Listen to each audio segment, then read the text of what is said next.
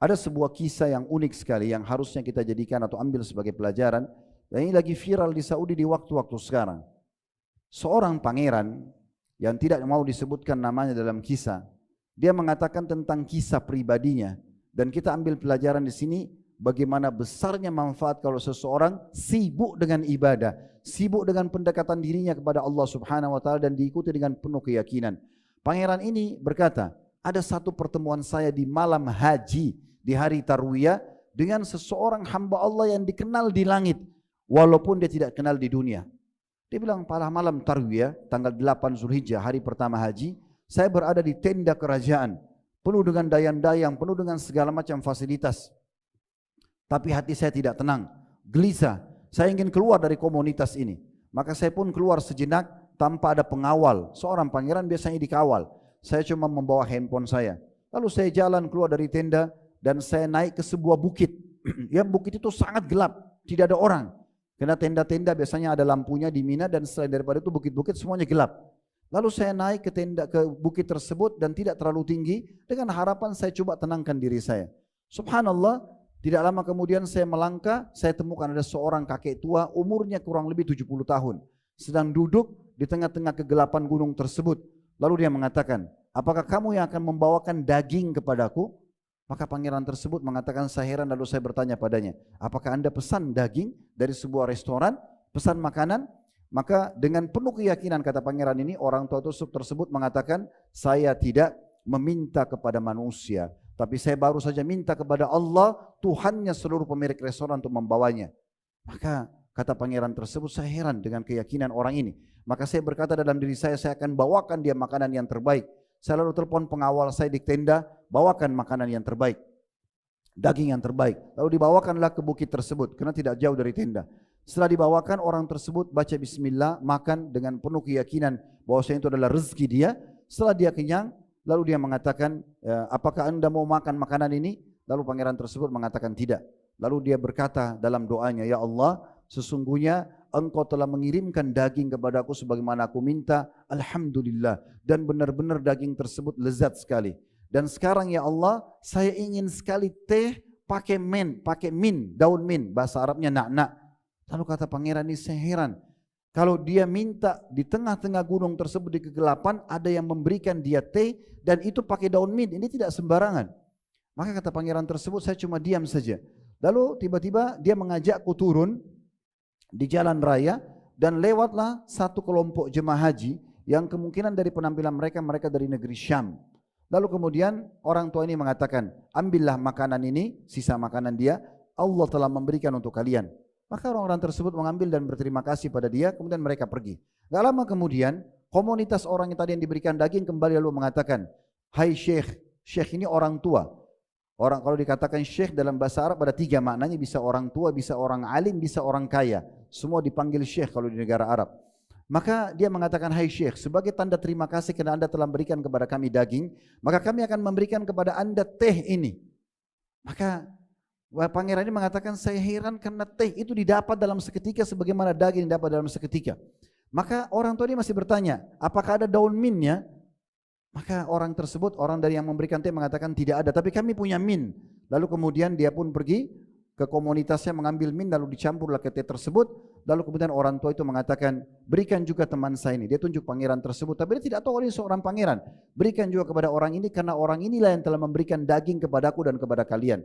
Maka kata pangerannya, demi Allah saya tidak tahu harus mengatakan apa lagi. Saya terima satu gelas teh pakai min tersebut dan demi Allah belum pernah saya rasakan teh min senikmat itu. Lalu setelah itu orang ini pun berdoa lagi kepada Allah. Dia mengatakan, ya Allah, saya letih, saya ingin istirahat. Tolong siapkan saya bantal dan tempat tidur karena engkau tahu saya tidak memiliki dan saya tidak bisa tidur kecuali menggunakan bantal tersebut. Maka kata pangerannya, saya heran lagi. Dia tidak bawa apa-apa bekal, cuma betul-betul baju di badannya. Maka tiba-tiba saja di dekat kami ada satu komunitas datang membawa karpet, membawa bantal, mereka ingin istirahat di malam itu di Mina. Maka orang tua ini pun pamit mengatakan, bisa enggak saya numpang tidur sama kalian? Maka mereka mengatakan silakan, dikasihlah dia bantal yang terbaik dan tidur di tempat posisi yang paling terbaik. Maka pangeran ini terus memperhatikan apa yang sedang terjadi. Lalu orang tua ini berkata lagi, ya Allah, sesungguhnya engkau telah memberikan kepadaku bantal dan tempat tidur ini, alhamdulillah. Namun udara panas ya Allah, kirimlah angin dingin kepadaku. Maka kata pangeran tersebut, demi Allah tiba-tiba berhembus angin yang dingin, dan saya sendiri merasakan hembusan tersebut. Lalu orang ini pun hampir tertidur karena nyamannya. Maka kata pangeran ini, saya bertanya, hai Syekh, siapa anda ini? Dia mengatakan, saya salah satu dari hamba-hamba Allah. Tolong jangan ganggu saya karena saya ingin tidur, istirahat. Malam kita atau hari kita masih panjang untuk haji. Besok ada hari Arafah, ada Muzdalifah, lalu kemudian ada 4 hari harus nginap lagi di Mina.